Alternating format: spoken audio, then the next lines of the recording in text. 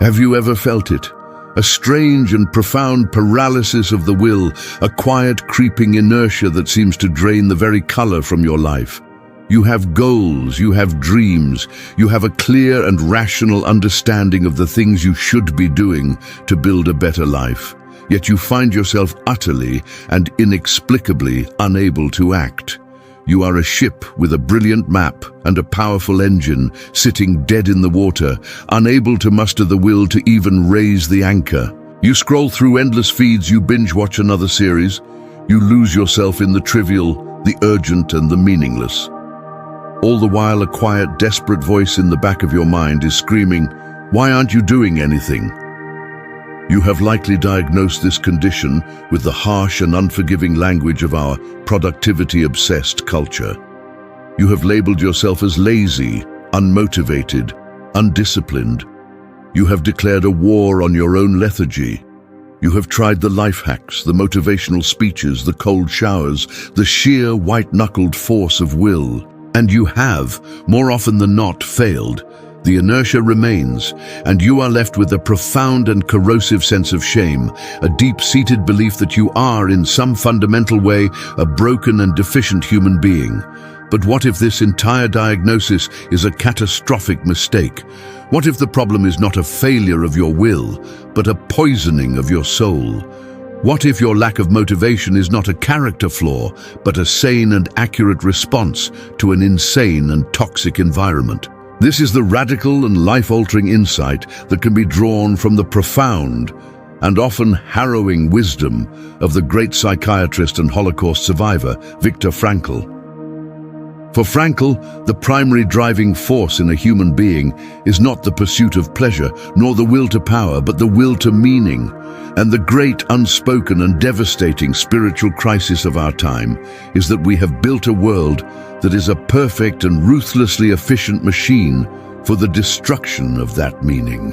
The brutal and uncomfortable truth is that you are not unmotivated. You are living in a state of profound and soul-crushing overstimulation, an environment that is systematically starving you of the one nutrient your soul needs to survive, a reason to live. Your paralysis is not the disease, it is the symptom. It is the cry of a soul that has been force-fed a diet of meaningless noise and is now, quite simply, dying of a hunger for the real. The primal glitch, the tragic mismatch between our souls and our world. To understand this paralysis, you must first understand a fundamental and tragic mismatch at the very core of your being. Your soul, your psyche, your spiritual self, whatever you wish to call it, is an ancient and magnificent piece of machinery. It is designed to operate in a world of silence, of space, of slow rhythms, of a few deeply meaningful signals. It is an instrument that is tuned to find meaning in the great, timeless dramas of human existence, in struggle, in love, in suffering, in the connection to nature, in the creation of a life's work. But the world you are living in now is not that world. You are a finely tuned deep space radio telescope designed to listen for the faint cosmic whispers of meaning from the stars, and you have been placed in the middle of a screaming heavy metal concert. The result is not a beautiful signal. It is a distorted, painful, and soul-crushing shriek of static. Every notification on your phone, every new email, every breaking news alert, every hyperlink, every scroll of the feed, these are not neutral events. Each one is a small, sharp, and neurologically demanding jab at your ancient soul. Each one is a blast of high-volume, low-meaning noise. And we are now subjecting ourselves to thousands of these blasts every single day, from the moment we wake to the moment we fall into a restless, screen-haunted sleep. This is not a sustainable state of being. We have become a civilization that is suffering from a collective case of what can be called meaning deafness, The constant, unrelenting barrage of trivial, superficial, and emotionally manipulative information is like a perpetual, low-grade roar that is drowning out the quiet, subtle, and infinitely more important signals of meaning that our lives are trying to send us. Viktor Frankl called the state of profound meaninglessness the existential vacuum.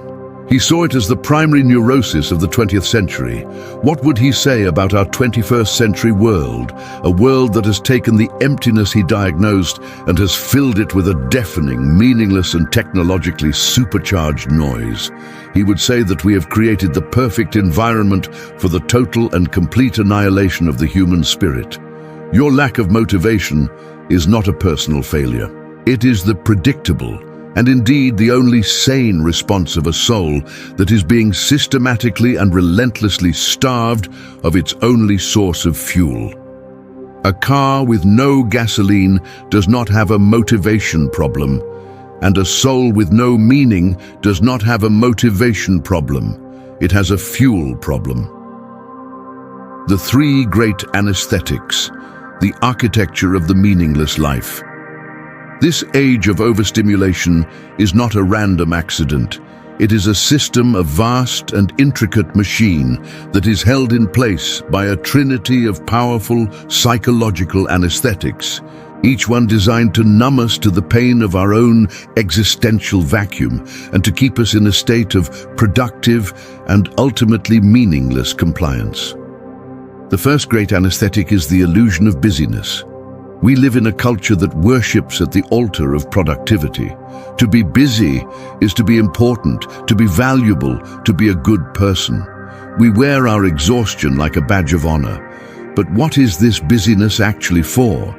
More often than not, it is a sophisticated and highly effective form of existential avoidance. It is a frantic hamster wheel activity designed to prevent us from ever having to confront the terrifying silent question that lies at the heart of our lives.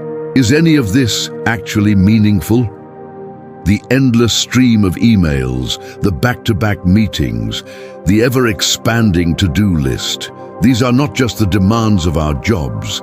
They are the architecture of our spiritual prison. They keep us in a state of perpetual shallow reactivity. We are not thinking, we are processing. We are not choosing our direction. We are being pushed along by the relentless current of the urgent but unimportant. Our busyness is a drug, a powerful and socially sanctioned narcotic that protects us from the terrifying and liberating silence in which we might just be forced to discover that the ladder we are so frantically climbing is leaning against the wrong wall. The second great anesthetic is the narcotic of pleasure. This is the world of the endless scroll, the binge watch, the 24/7 stream of curated distractions. This is what Frankl might call a flight from the responsibility of freedom. The human condition, at its core, is one of tension. It is the tension between what we are and what we could be. It is this tension, this sacred and creative dissatisfaction, that is the very engine of all human growth and all the pursuit of meaning. Our world of on-demand pleasure is a machine designed to eliminate this tension. At the slightest hint of boredom, of anxiety, of the sacred and motivating pain of our own existential dissatisfaction, we can reach for the digital pacifier. We can soothe ourselves with a quick hit of dopamine, a fleeting and ultimately empty pleasure. This is not just a waste of time. It is a form of spiritual suicide. We are systematically medicating away the very discontent that is the necessary catalyst for our own becoming. We are choosing the comfortable vegetative stasis of the lotus eater over the difficult and meaningful journey of the hero. The third and most insidious anesthetic is the illusion of connection. We are the most connected generation in human history, and we are also the loneliest. We have traded the deep, difficult and often messy reality of embodied human connection for the clean, easy and ultimately sterile illusion of the social network. We have hundreds of friends, but no one to call in the dark night of the soul. This illusion of connection is a powerful tool for the destruction of meaning. For as Frankl knew, one of the primary sources of meaning in a human life is the deep and selfless devotion to another human being. True connection is a difficult and demanding art. It requires presence, it requires vulnerability, and it requires the courage to engage with the whole, complex, and often difficult reality of another person. The shallow, performative, and ego-driven connections of the digital world are a counterfeit version of this. They provide the fleeting sensation of belonging without the demanding and soul-fortifying substance of it. They are a form of social junk food, and they are leaving us all profoundly malnourished. If this is the diagnosis, what is the cure? How do you break free from this self-imposed prison of the overstimulated mind and the meaningless life? The path of liberation is a radical and courageous journey. It is not about finding a better app, a better life hack, a more efficient way to manage the noise. It is about a declaration of war against the noise itself. It is the path of reclaiming your own soul from the jaws of the meaningless machine. It is the Franklian path of discovering, or rather choosing, your own meaning. The first step on this path is the conscious and deliberate cultivation of sacred silence. You must become a warrior for your own solitude.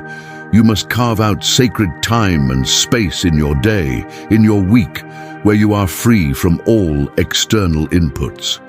This means turning off your phone, not just putting it on silent. It means going for a walk without a podcast. It means sitting in a room, alone, and doing absolutely nothing.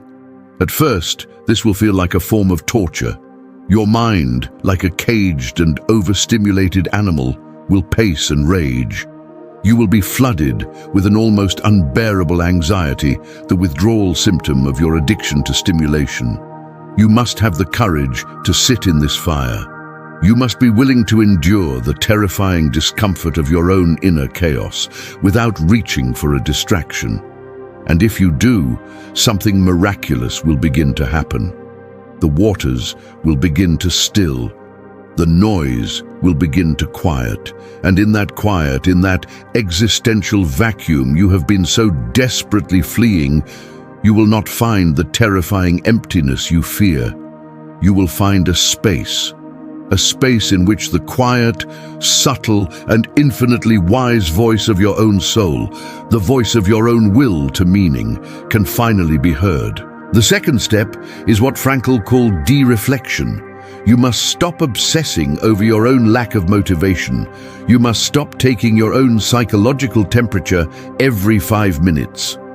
The path to meaning is not found by looking inward at your own feelings. It is found by looking outward at the world and asking a different question. You must stop asking what you want from life. You must start asking what life wants from you. What task is life setting before you? What problem in the world, great or small, is calling for your unique set of gifts? What suffering, either your own or another's, is asking to be met with your courage and your love? For Frankl, meaning is not something you invent, it is something you detect. It is found in the responsible and loving answer to the questions that life is asking of you. This requires a radical shift in perspective, a shift from the narcissistic pursuit of self-fulfillment to the heroic and selfless dedication to something larger than yourself. This could be a creative work. It could be a cause you believe in, or it could be the profound and often difficult act of loving another human being. Your motivation will not be found in a motivational speech. It will be found in the discovery of a task that is worthy of your life and worthy of your suffering. Finally, you must reclaim your relationship with suffering. Our comfort-obsessed, overstimulated world has taught us that suffering is a sign that something has gone wrong, that it is a problem to be eliminated. Frankl, who found his own meaning in the hell of the concentration camps, taught us the exact opposite. He taught us that suffering is not an obstacle to a meaningful life.